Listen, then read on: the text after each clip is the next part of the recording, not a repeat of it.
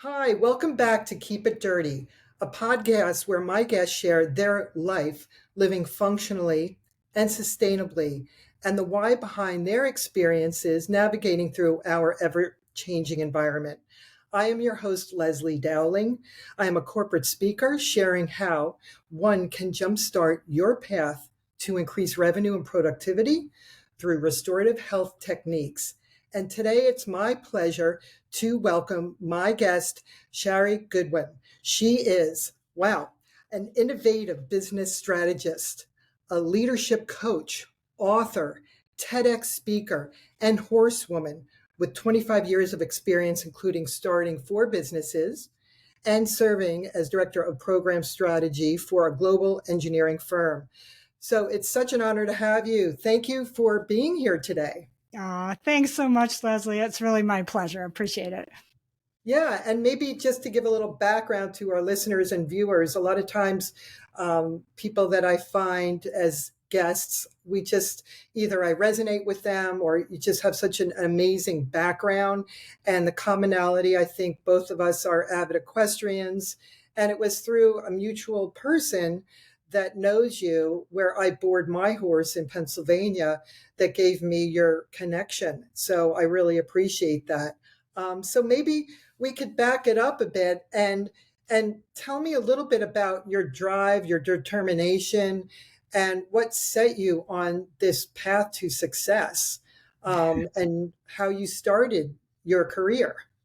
Oh my gosh. Thank you, Leslie. So many questions and so many different ways of responding to those questions.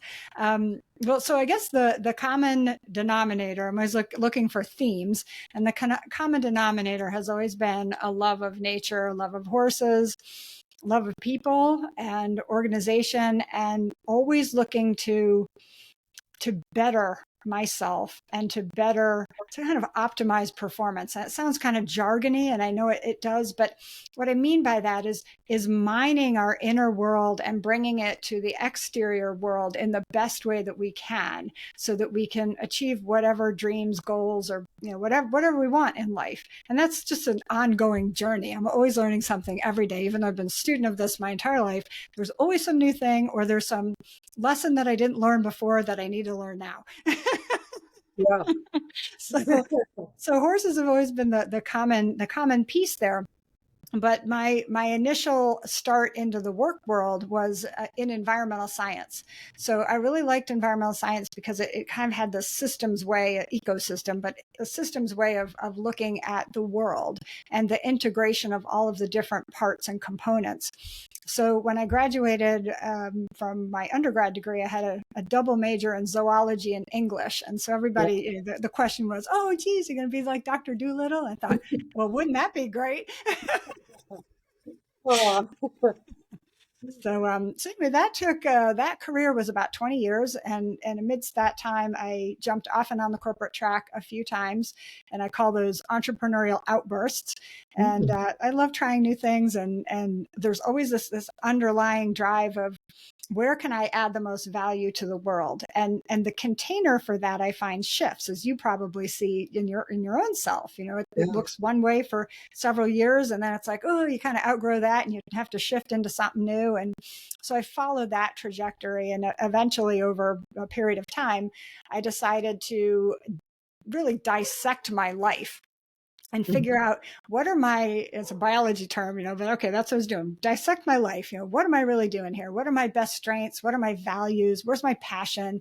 What am I good at or supposedly good at? And just put that all out in front of me and say, are there any common themes here? How else could this look and be presented in the world? So I followed this little path of stuff and put together, while I was still working full time, something I called Alpha Horse Leadership Training for Humans. I called it that at the time, which I wouldn't call it that now, but I did call it that then. And I thought, I'm going to work with my herd and help people in this equine assisted learning space. And I learned a lot about that, well, a little bit anyway, and jumped in and found it was it was just fascinating. And the reason what fascinated me mostly was that the horses these were my horses, my former competition partners, some I've raised since they were born. And I knew them as competitive partners, but I didn't know them as partners in this new capacity where they were free to express themselves. They're not tied to anything, and they could have feedback and kind of talk to the people. And it was just like, wow, this whole new dimension of their personalities came to life, and it just fascinated me. Wow, that's so interesting. And maybe you could share with everybody. So you have several Amazon best-selling books, Reinventing Greatness, which is leading yourself and others through change with confidence, and Trust and Take the Reins, 7 Secrets to Inspired Leadership. Are you in the midst of writing another book, or maybe you have already? So funny. Oh my gosh, no. Short Oh, answer is no. And thank you for mentioning those books. Yeah, they those are definitely a labor of love. The first one was something I just felt so compelled to share because of the type of work the horses were doing with the people and the mhm. insights that were being generated from a personal development perspective, from a spiritual development perspective, as well as application to business leadership in any capacity. And I was so scared writing that thing, Leslie. I was like, who am I to be writing this book? Who am I to be putting something out into the world like this? I was so frightened. So when I got that done, it was just a big relief. And so I wrote that book from a fear-based motivator, right? Yeah. Which I didn't know it at the time, but I used adrenaline and fear to propel that goal, which you can do, but it's not really a sustainable way to do things, as I discovered, because you kind of crash and burn. You know about this, Yeah, how to use all these different things from a wellness perspective. sure. So for Reinventing Greatness years later, I really had to take a look at myself and understand that underlying motivation. And I really wanted to flip that fuel source from a place of fear to a place of love and confidence and trust, and really share and write from that place. So that was the attempt, and it's been out there for a while, and people are still buying it, and it's I'm talking with clients about it on a regular basis. So I'm very grateful for that. That's really cool. And so the question I have is, and this is on my bucket list for down the road, but for people that are interested in maybe sharing their wisdom, their story, um, what was the most challenging part of writing a book? Well, that's such a great question. I was I've always been a writer of sorts. So Mhm. even in my professional capacity, I did technical writing in the Mhm. beginning. I've done a lot of materials, guidance manuals, and all kinds of technical journal type stuff, technical Yeah. manuals and guidance documents and all of that. What was different about writing a book is that it's really how much you reveal about self. So Mm. there's that vulnerability component, and there's these raging, well, at least for me anyway, the raging self-doubt that comes up, just periodically, like writing something, this is stupid. Oh, nobody's going to read this. This is just, that whole thing. So there was that constant in the beginning, in the first book for sure. And so I'm a big advocate of hiring coaches for everything in your life. So I always hire my own coaches. So I hired Mhm. a book coach for that one, and I also hired one for Reinventing Greatness. The book coach for the first one, I did a series of programs with her before I launched that book. And this was Donna Kozak, who give her props because she's amazing. And she had a little program called Write a Book in a Weekend, which I didn't write a book in a weekend, but Wow. she's all these amazing, real short ways just to get you out there and get you generating ideas and show you different ways that you could do this. So I didn't write a book in a weekend, but I did start the process of really thinking through and outlining and starting to make a commitment. So the book that one took me about 6 months. I think the other one did too. I seem to Mhm. have about a 6 month time frame from really making the commitment. And Take the Reins really was probably 10 years in its evolution by the time I Wow. stopped thinking about it in my head and actually started writing something on the page. Yeah. Wow. And and now going to, obviously we have also the similarities of love of podcasts, and, just speaking into certain things in our lives. And I see you have a podcast called Dreamers and Drivers with your sister. And maybe you could share a little bit about that and what you've learned through podcasting, and who was the catalyst. Was it your sister, or you both mutually wanted to have a podcast? Oh, thank you so much for listening to it. First of Oh, all, absolutely. It was really cool. it's so great. Here's the thing. So my sister lives in California. I'm in Virginia, outside of Washington, D.C. And I don't get to see her very often, but we talk on the phone pretty regularly. I'm the oldest. She's a little sister. I have a little brother who's Oh. younger. Little brother. He's like this big guy. But anyway, and when we talk on the phone, we have these most awesome conversations. They just meander and they flow, and it doesn't matter if there's a point or not a point. And we always get into some wild discussion about something. So earlier, maybe it was the end of last year, I was out there in California visiting, and we were talking about the power of a meaningful conversation, and how there's so many little soundbite conversations going on in the world, and you get a little snippet, headline news, all these kinds of things. But to really find a rich conversation and have it be provocative and fun and deep, it's kind of rare. So she actually said, I've been really wanting to do a podcast. And she was transitioning from being a fashion designer to being a UX artisan, meaning a researcher, or what is the other thing they call it? Designer. Yeah, I'm learning about this stuff. And it's massively radical career shift, because in between having her own line, she also had a child that she raised for 10 plus years. So she was out of the workforce. So she's coming back into the workforce in her 50s, in this tech stuff that's just completely different than anything she's ever seen. And we thought it would be really fun. And she's super creative. She's very different from me. We have probably the same core values, but completely different ways of speaking. Like, I get all fired up and hyper, as you can tell. She's very slow and deliberative and kind of thinking through things. And she's got this great creative artist brain, and I kind of don't. So we just laugh. And the whole foundation there is just to enjoy each other's company and share some insights and some lessons and things that we may have learned over the course of whatever it is we're talking about. And there's no sales pitch. There's nothing to buy. It's just right there, free. And that's that.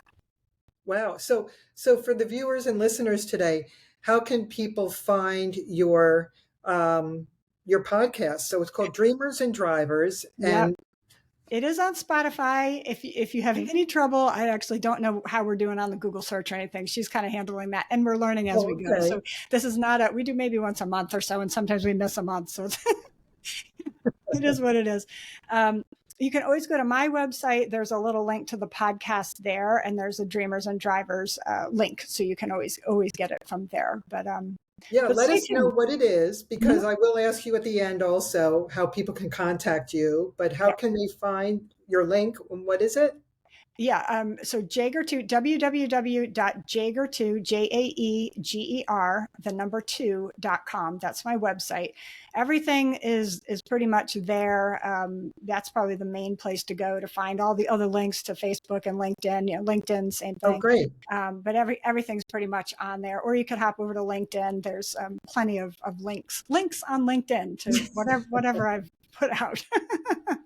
Wow, that's awesome. And for, we're kind of, in the same boat with, in my 20s, we didn't have the websites and all of these places we could connect. And whoever thought virtually we'd be able to speak to people throughout the whole world? It's just mind boggling.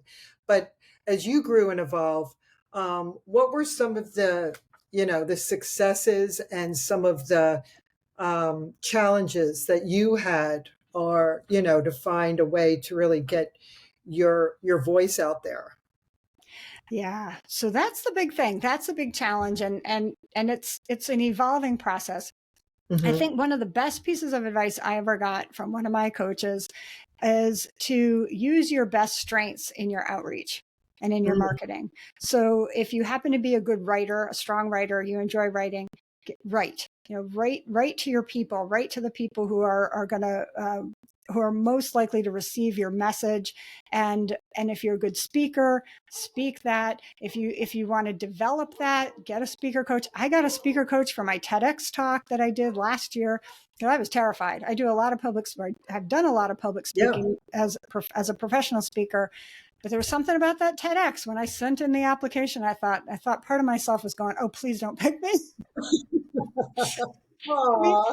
The other part was like, "Oh, wouldn't it be fun if they picked me?" Well, they picked me. So then I was really nervous about it because, Sure. again, there's that vulnerability edge and there's that potential judgment. And I thought I was mostly beyond that, but I think for me, the more personal the story, the more that little ego thing starts to flare up and get frightened. And Yeah. so we need to make sure that we can overcome ego so we're not standing in our own way to be able to get the message out. And the other thing that really, really has helped me and continues to help me is it's really not about me. It's not about you. It's about, I see myself as a tool, really, as a, I don't know what kind of tool, but some little tool. There's Yeah. just this instrument to convey a certain perspective and a certain message that will be helpful, hopefully, to the people who I best serve. And I don't best serve everyone. There's a certain segment of the population who is really open and ready and eager to hear what I've found valuable in my life. And that's not everyone. But if I block that because of my own ego insecurities, then I'm not doing justice to this tool that is here for a purpose. So I'm very purpose driven, and that probably allows me to overcome a lot of fear and just get out there and do it. Just do it, and step Mhm. aside and let the thing come through. How about you? Have you felt that kind of thing? No, as you're talking, I'm laughing inside thinking in my 20s, I'd say, well, who wants to hear me? Or what kind of value can I give? And as I grew and matured and raised three sons and just gone through the ebbs and flows of life, successes, failures, because I think through the failures, I really grew and evolved. Just like you said, and having great role models like a mom who just would say, don't have fear, like just go for it. And that's what she used to do. And whatever she did, she just set the world on fire. But it's what you're saying. And that key is, and I love that just you hit the nail on the head of we are like a vessel and we're like a messenger and who can resonate.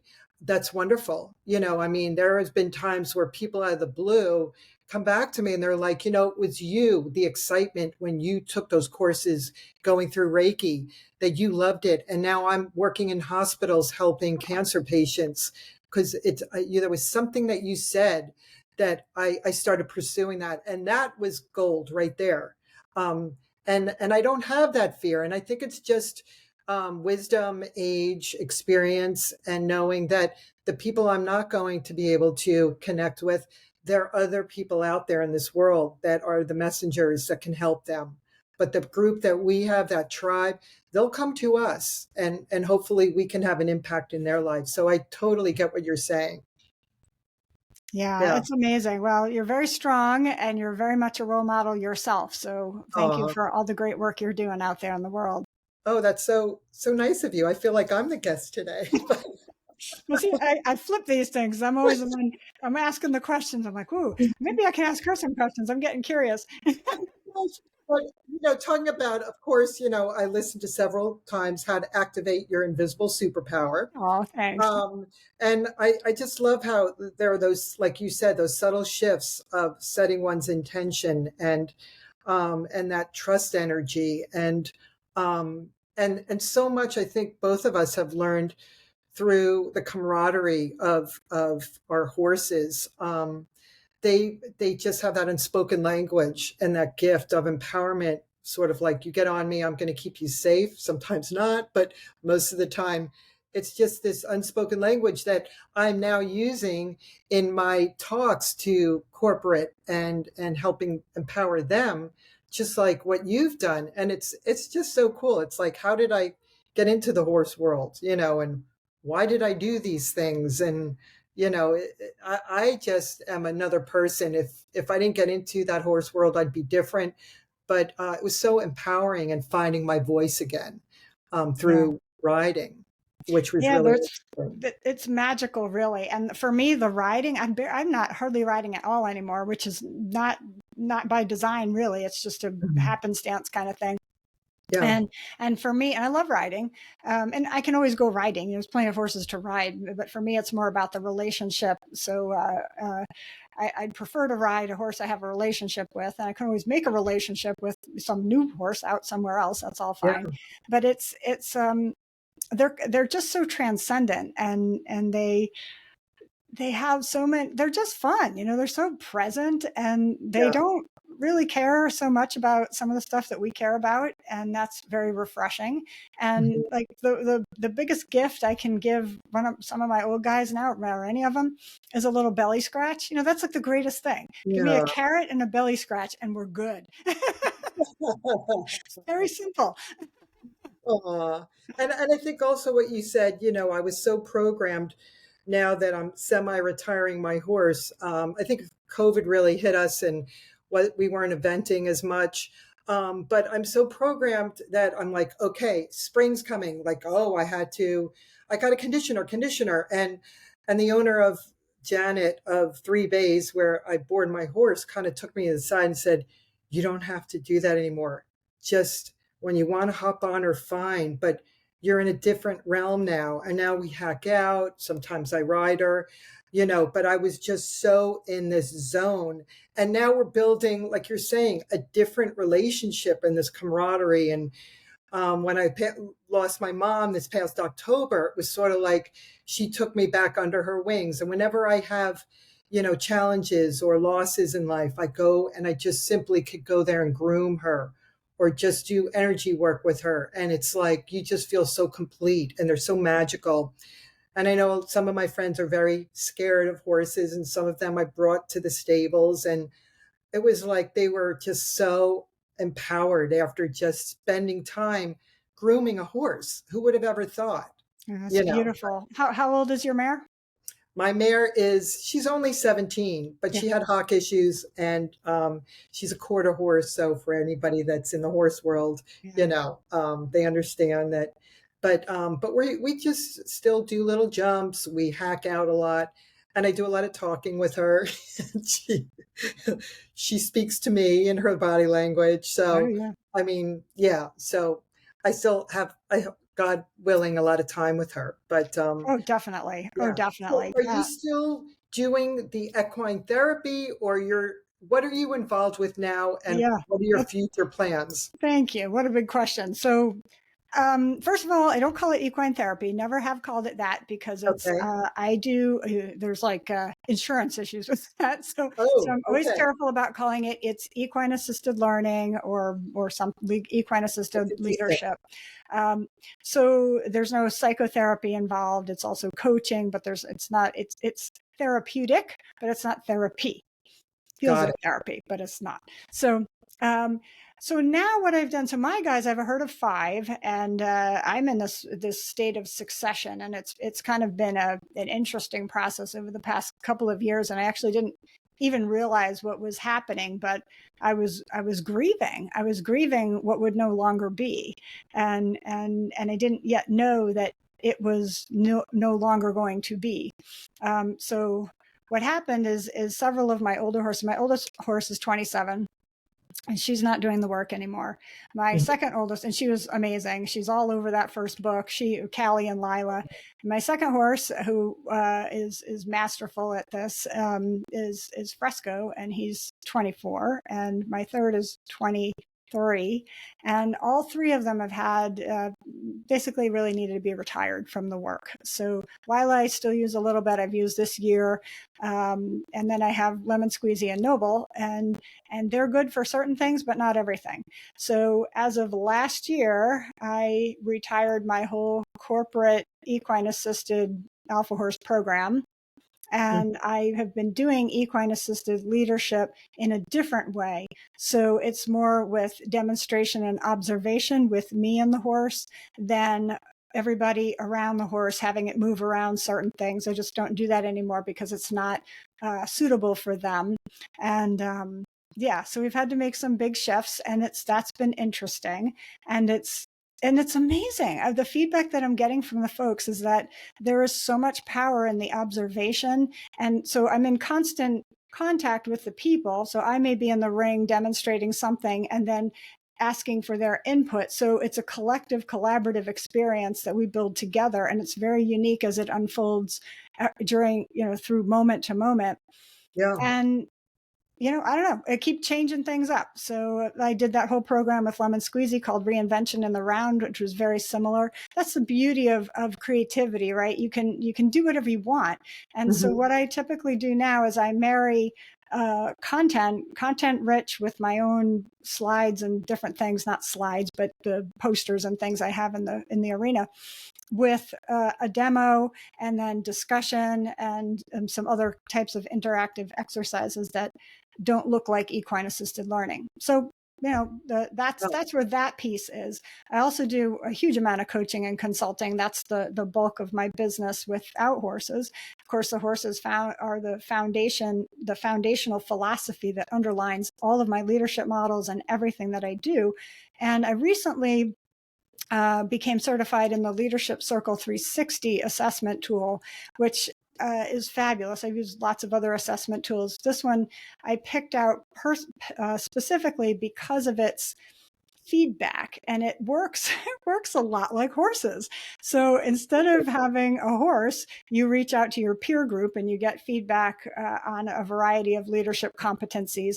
And what ends up happening is you get this display, this graphical display, and it's beautiful, that I debrief on and we can coach on, that shows you not just your leadership competencies, where you're strong and where other people see you as strong. So sometimes there's a gap in what you perceive and what they perceive about you, but also the same thing as far as how you behave under stress. And so if you're using like what I used for my Take the Reins book, I was talking about that fear-based energy.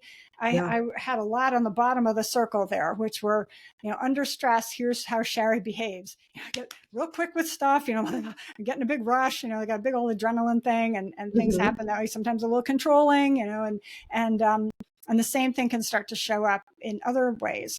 So it's a fabulous tool to just at a glance kind of see where you are with respect to how your evaluators see you, and then develop a growth plan through awareness on mitigating some of those and developing some new skills, which is exactly what we do with horses. So it's been really fun. So there's no replacement for working with a horse, but this is a really nice complement to augment the programs. Oh, that's amazing because it sounds like as doors close, new doors open, and how interactive it still can be, even though physically the horses are not maybe moving around your group. They're getting such experience and knowledge, and that's really amazing. So you'll have to definitely keep us posted because I definitely want you back on to let Aw, us know how that is all going. So thank I you. was just curious, is there anyone out there that is your role model or just kind of set you on your path in life Oh my today? gosh. I have lots of role models. My parents are wonderful people. They have been so incredibly supportive and still are. So Oh, anytime I have a new crazy thing, they're always like, "Oh, that's great." that's great. Yeah. It's crazy more than even the TEDx. I mean, I had them watch. Oh my gosh, I got so sick of videotaping myself because you have to practice a million times. Put yourself in front of the camera, and I think I was burned out from the camera for like 8 months after that. I'm like, just don't even get anywhere near me. But anyway, they evaluated things for me, gave me feedback, and my mother told me when it was crap. I mean, she will tell me for sure. My dad was a little more polite, but my mother doesn't hold back, which is just fine, just like the lead mare. That's So awesome. yeah. And I'm just for anyone that's listening, and what is on your bucket list? Oh, I I heard this don't really have question. it's such a great question. And I wish I had a really cool answer. I don't really have that. I think I Mhm. should probably have a bucket list, but I don't really have a bucket list because I feel like things are continuing to unfold, and there's this magic and mystery of I don't know where the evolution is going to take me, but I feel propelled by this energy of exploration and curiosity that just moves me into these directions where there's just fascinating things that are happening. And I actually don't even know what they are yet, but I can feel the energy behind them. In fact, I have a new collaboration with a longtime friend, Diane Hayworth, who's just awesome. We've done other stuff together, and neither of us totally know as of this date. So mark this time, because this is going to change fast. We're going to have something. I know it. That's coming out. But that's the thing, is allowing this kind of energy of uncertainty, not from a place of fear, but from a place of possibility and excitement. That's beautiful. And I love your outlook on life. Very positive. And that's when you have those vibes and energy, it elevates you to open up to people that have that same positive energy. I'm a firm believer of that. So we're just curious. Everybody would love to know, is there a hobby or something that you can do that you haven't shared with everyone? Is there a personal favorite thing you like to do, or Well, this is may not come as any surprise, but I do I do listen to my other animals and animals in general. So I've taken several classes in animal communication, practiced that for many years, 20 years or more, and wow. still learning, and Reiki, but mostly it's all the energy stuff, right? So tuning into that vibe. And so I've been having this conversation with one of my barn cats lately. So now I'm going to sound like the crazy cat lady, but that's okay. Oh, yeah, I think it's awesome. So, I'm always learning from nature and animals, and I'm always looking at I think the next evolution for me in the leadership space, which I feel is coming, is this sense of the leadership ecosystem, which is not a new term, but it's really fully integrating all of these different organisms better into our awareness, and getting the messages from nature, the universe, from these organisms, on how we can better unite and move forward. That is so key, so critical. And I think just that awareness of getting back to nature is so important. And I think that's something that I always instilled in my family and my three sons. And my middle son is an environmental studies major. And we also have great conversation. And I have another podcast, and it's the Gen X versus Gen Zs. And we talk about what's going on with the environment, the awareness, the sustainable community. And I think sometimes the Gen Zs get a bad rap, but they're on it. And there's a huge community that are really eco-friendly, conscious of what's going on, and want to really try to save Mother Earth, but also save the human race at the rate we're going. Yes. Yes. So my gosh, this has been such a pleasure. Likewise. And before we wrap this up, how can people connect with you again? Do you have any programs that are coming into fruition that people want to contact you? So please give us. Well, thank you, Leslie. So the best thing probably is to go to the website, www.jaeger2.com, or just type Shari Goodwin, and there'll probably be something that comes up on Google that's something like me. There might be other people that are named Shari Goodwin. They're not me, but you'll know the difference. And you can find those out. I don't have any public programs right now. I do a lot of private coaching and private organizational stuff.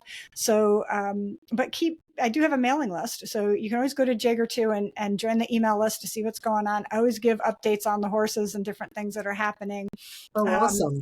I do periodically, we do the energy reset retreat out here by the wetland. We do a lot of integration of the natural ecosystem out here as well. So that's happening. And then every year I launch my Inspired Leadership Mastermind, which launches in January and runs for the whole year. So that's a select group of folks. And we'll be starting to look at enrollment for that again towards the end of this year. Oh, that's wonderful. Yeah, I definitely want to jump on and get your newsletter and find out, because I'm not that far. So you might see me in one of your group sessions. I would love that, Leslie. I would love that. And I'd love to stay in touch. You're doing such great work. And I can't wait to go over and listen to some of your podcasts. And I'm excited about your family and your son's commitment to the environment. It's just great. Yeah. So once again, thank you very much. Thank you for everybody listening in to Keep It Dirty. And again, this is Leslie Dowling, your host, and we'll speak to you real soon. Thanks, Leslie.